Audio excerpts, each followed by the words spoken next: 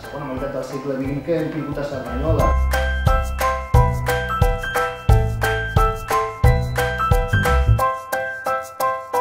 En el vídeo expliques, dones una definició d'artista i em sembla que és el que més ha agradat, no?